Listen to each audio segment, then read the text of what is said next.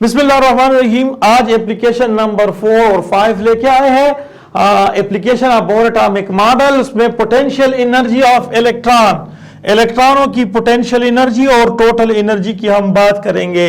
तो आपको पता है कि पोटेंशियल एनर्जी, देखिए आपको पता है कि पोटेंशियल एनर्जी किसके बराबर है। पोटेंशियल एनर्जी वो बराबर है mgh।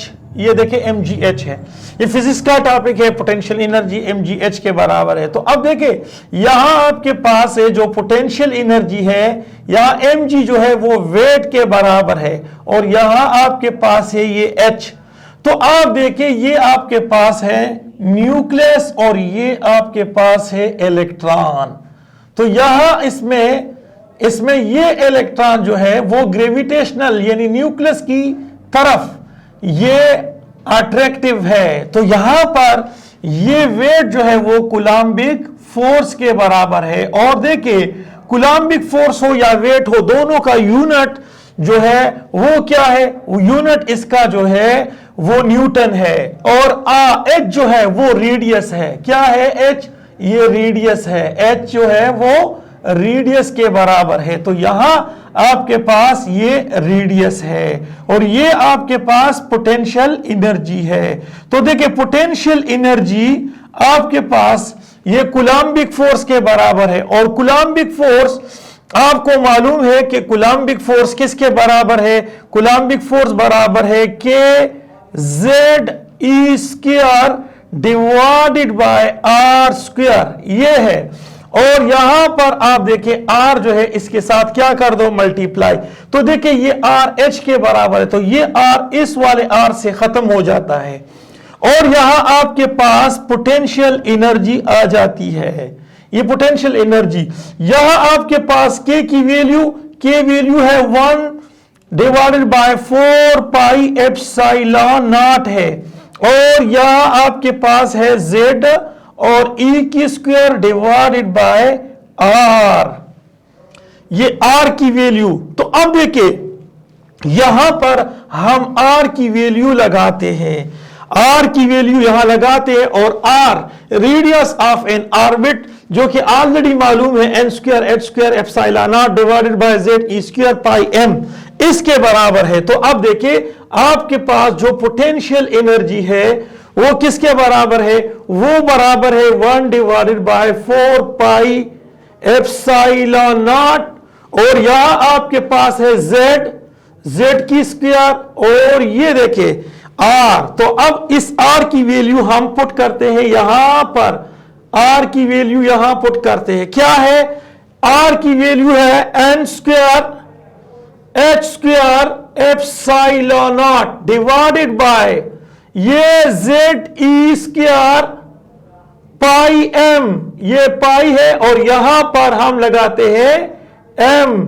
तो ये r की वैल्यू है, हमने r की वैल्यू लगाई, हमने k कांस्टेंट जो है उसकी वैल्यू 4 पाई एप्सिलॉन नॉट ये वैल्यू लगाई। अब क्या है कि ये इसका ये नॉमिनेटर है, ये डिनोमिनेटर, इस डिनोमिनेटर का भी एक डिनोमिनेटर है, इसको ऊपर लेके जाते हैं। तो अब देखिए आपके पास है जो पोटेंशियल एनर्जी है वो 1 divided by 4 pi epsilon not. अब देखिए ये आपके पास है क्या, Ze², ये ऊपर चढ़ेगा, जब ऊपर चढ़ेगा तो क्या आएगा Ze² पाई m। और यहां आपके पास है n² h² एप्सिलॉन नॉट। अब देखिए होगा क्या कि ये पाई इस वाले पाई के साथ खत्म, तो आपके पास पोटेंशियल एनर्जी जो है वो आ जाती है क्या, देखिए z की स्क्वायर E4 और ये m। और यहां पर आपके पास आ जाता है देखिए n² h² epsilon not square और यहां पर आता है 4, ये 4 भी आता है। अब क्या करते हैं हम यूं करते हैं कि आपके पास यहां मल्टीप्लाई करते हैं 2 डिवाइडेड बाय 2, 2 को 2 से डिवाइड करते हैं। अगर 2 को 2 से डिवाइड करते हैं तो 1 ही आता है, लेकिन इस 2 को इस वाले 4 से मल्टीप्लाई करते हैं तो होगा क्या? आप देखिए आपके पास है पोटेंशियल एनर्जी आ जाती है किससे? ये देखिए इससे आ जाती है Z² E for m divided by यहां n² h² epsilon not square और यहां पर आता है 8 और यहां इसमें आता है आपके पास 2 मल्टीप्लाई 2। तो अब देखिए अगर हम इस वैल्यू को ले लें, इस वैल्यूज को ले लें, इस वैल्यूज को, तो ये वैल्यूज उसी तरह से काइनेटिक एनर्जी, जो काइनेटिक एनर्जी की वैल्यू थी हमने आपको बताई थी कि वो है Z² E for m divided by n² h² epsilon not square और 8 के बराबर। तो देखिए ये वैल्यू इसके बराबर है। तो अब देखिए अगर आपके पास पोटेंशियल एनर्जी है, पोटेंशियल एनर्जी, तो इसको हम माइनस में क्यों लेते हैं? इसके साथ हम माइनस साइन लगाते हैं। देखिए माइनस क्यों? क्योंकि ये इलेक्ट्रॉन जो है under the influences of proton, ये प्रोटॉन के जेर असर होता है और जो चीज इसके जेर असर होती है उसकी एनर्जी नेगेटिव होगी। तो ये नेगेटिव है, पोटेंशियल एनर्जी की वजह से कूलम्बिक फोर्स लग रहा है। और इसको हम दूसरे तरीके से भी कर सकते हैं, अगर हम एक चार्ज को नेगेटिव ले लें दूसरों को पॉजिटिव, तो फिर ये वैल्यू नेगेटिव में आ सकती है। तो अब देखिए यहां पर उसी तरह से आपके पास है, ये देखिए Z² और यहां पर n² और इसकी वैल्यू लगा दो तो ये वैल्यू है 13.6 इलेक्ट्रॉन वोल्ट और यहां आप लगा दे ये वैल्यू है 2। तो अब देखिए यहां आपके पास है जो पोटेंशियल एनर्जी है, गौर से देखिए जो पोटेंशियल एनर्जी है तो वो माइनस ये Z² डिवाइडेड बाय n² और यहां पर आ जाता है, इसको मल्टीप्लाई कर दो तो ये 27.2 ये आ जाता है इलेक्ट्रॉन वोल्ट। ये देखिए डबल, इसका मतलब ये है कि पोटेंशियल एनर्जी जो है वो काइनेटिक एनर्जी के डबल है। देखिए इस पोटेंशियल एनर्जी के साथ ये 2 एक्स्ट्रा में है, जबकि काइनेटिक एनर्जी में 2 नहीं है, ये एक्स्ट्रा में है। तो ये याद रखिए अगर यहां पर एक इलेक्ट्रॉन मौजूद है तो इसकी काइनेटिक एनर्जी और इसकी पोटेंशियल एनर्जी, तो पोटेंशियल एनर्जी जो है वो याद रखिए वो ज्यादा होती है, पोटेंशियल एनर्जी ज्यादा होती है काइनेटिक एनर्जी से। किसी भी एटम में इलेक्ट्रॉनों की पोटेंशियल एनर्जी काइनेटिक एनर्जी से ज्यादा होती है। कितनी ज्यादा होती है? 2 टाइम काइनेटिक एनर्जी जो है उससे पोटेंशियल एनर्जी ज्यादा होती है किसकी? इलेक्ट्रॉन की। क्यों? क्योंकि अगर पोटेंशियल एनर्जी ज्यादा है इलेक्ट्रॉन रिवॉल्व कर सकता है, सो electron will remain inside in atom. लेकिन अगर पोटेंशियल एनर्जी और काइनेटिक एनर्जी आपस में बराबर हो जाए तो फिर इलेक्ट्रॉन स्केप कर जाता है, यहां से निकल सकता है। तो यहां आपके पास है ये देखिए नेगेटिव वैल्यू।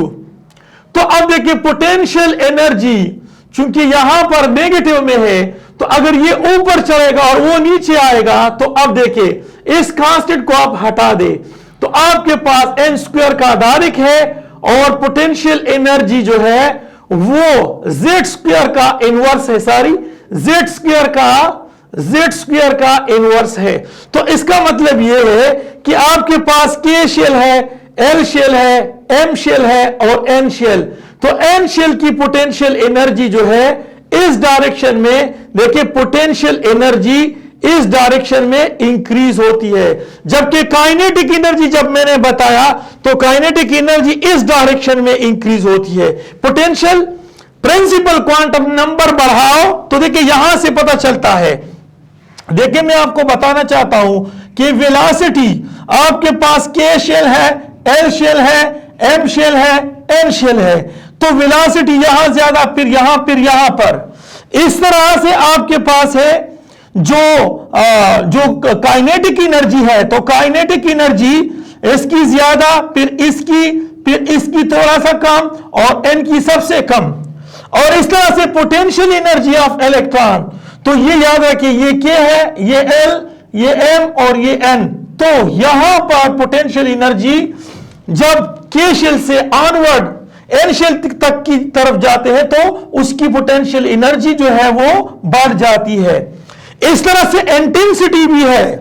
तो देखिए इंटेंसिटी जो है वो K शेल की इंटेंसिटी, ये देखिए इंटेंसिटी ये K शेल की ज्यादा होती है L से, L की ज्यादा होती है M से, M की ज्यादा होती है N से। तो ये इंटेंसिटी किसको कहते हैं?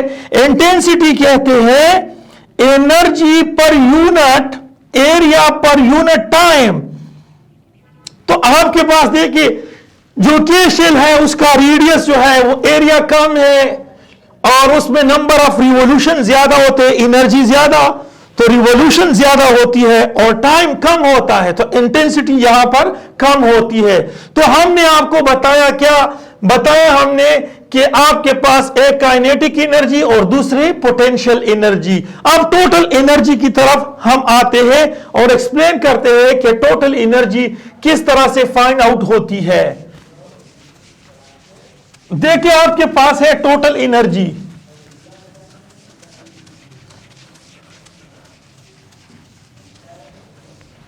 देखिए आपके पास है टोटल एनर्जी। तो देखिए ये टोटल एनर्जी बराबर है पोटेंशियल एनर्जी और ये प्लस काइनेटिक एनर्जी।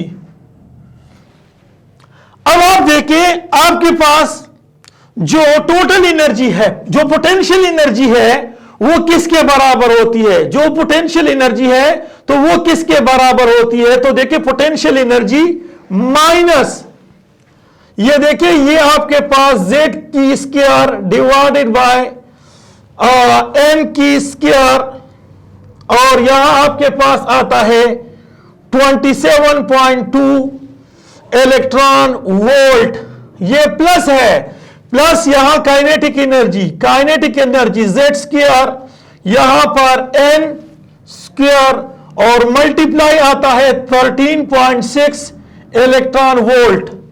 तो इसके मुकाबले में ये डबल है। तो अब देखिए ये आपके पास टोटल जो एनर्जी ऑफ इलेक्ट्रॉन है, तो टोटल एनर्जी ऑफ इलेक्ट्रॉन ये इससे इसको निकाल दो है हाफ बन जाए, यानी इसका जो है वो 1 डिजिट कम कर दो तो ये हाफ आएगा, नहीं तो इसकी एनर्जी है z square divided by n square और ये आ जाता है 13.6 इलेक्ट्रॉन वोल्ट। क्यों? ये डबल है इसके मुकाबले में, तो इसको ये माइनस है, तो अगर आपके पास 2 माइनस है और 1 प्लस है तो इससे 1 माइनस आता है, तो ये वैल्यू आ जाती है टोटल एनर्जी। तो टोटल एनर्जी ऑफ इलेक्ट्रॉन इस तरीके से आप फाइंड आउट कर सकते हैं कि हमारे पास टोटल एनर्जी किसके बराबर होगी। तो देखिए आपके पास है हाइड्रोजन एटम की टोटल एनर्जी। तो अब देखिए यहां आपके पास है टोटल एनर्जी ऑफ इलेक्ट्रॉन की टोटल एनर्जी किस में? हाइड्रोजन एटम में। तो ये है माइनस और यहां प्रोटॉन क्या है? 1 का स्क्वायर और शेल क्या है? 1 का स्क्वायर और यहां 13.6 इलेक्ट्रॉन वोल्ट है, तो ये आता है माइनस 13.6 इलेक्ट्रॉन वोल्ट। ये माइनस में आता है क्योंकि यहां साइन जो है वो माइनस में होता है। अब देखिए आपके पास हीलियम है, हीलियम +1 है, इसमें आपके पास टोटल एनर्जी ऑफ इलेक्ट्रॉन वो फाइंड आउट करते हैं। तो देखिए टोटल एनर्जी ऑफ इलेक्ट्रॉन जो फाइंड आउट करते हैं तो ये माइनस है। अब हीलियम में प्रोटॉन 2 इन नंबर, तो देखिए ये 2 है, तो 2 का क्या ले लो? 2 का आप स्क्वायर ले लो। यहां पर क्या आता है? यहां पर आपके पास है 1, ये 1 है, 1 का स्क्वायर, तो यहां 13.6 इलेक्ट्रॉन वोल्ट और यहां आपके पास आ जाता है माइनस ये 4 इंटू 13.6 इलेक्ट्रॉन वोल्ट।